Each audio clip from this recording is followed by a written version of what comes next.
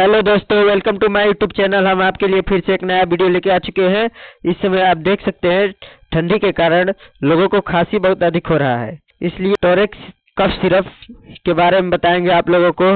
इसमें आज हम इसके कंपोजिशन, डोज और साइड इफेक्ट क्या क्या है सब इसी वीडियो में कवर करेंगे।